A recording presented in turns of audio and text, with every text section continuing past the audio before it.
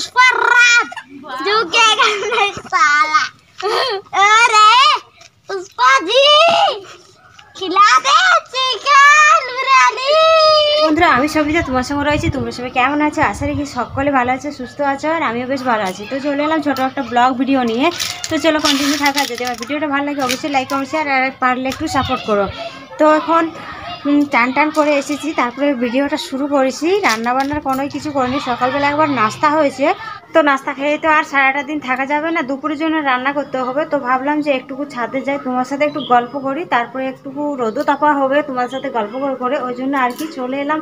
মুন্নিবেটা আজকে ঘরে নেই, ওর মাসির সাথে গেছে, ওর মাসি এক জায়গায় গেছে, তো সাথে নিয়েই গেছে। আর বিশাল বিপ্লব রয়েছে ঘরে, ওদের স্কুল ছুটি হয়েছে কালকের থেকে, তো ওরা আজকে ঘরে আছে। আর ঘরে থেকে কি করছে, বাড়ির দিকে রয়েছে, আশা রাখি তোমরা একটু একটু ওদের আওয়াজ পাচ্ছ।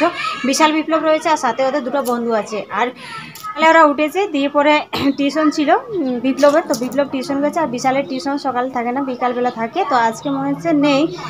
তো বিশাল পড়তে বসছিল ঘরে, আর তারপরে পড়া হয়ে গেছে দুজনেরই, দিয়ে পরে খেলতে গেছে, খেলে পরে এসেছে, চান করেছে আর বলেছে ঘরে খাবার খাবো না। তো ঘরে কেন খাবার খাবে না ওরা, সেটারও একটা কারণ আছে।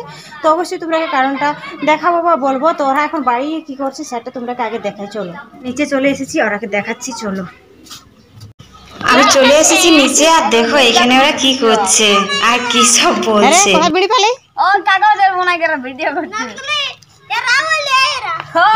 এখন নকলি খাচ্ছিস, তারপরে আসলি খাবে।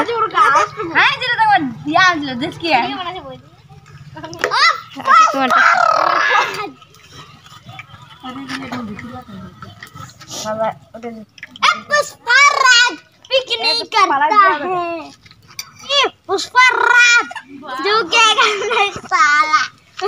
अरे पुष्पा जी खिला दे चिकन बिरयानी।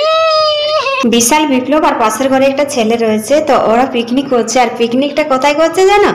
আমাদের ঘরের পিছনটাতে, মানে আমাদের বাড়িতে আর কি।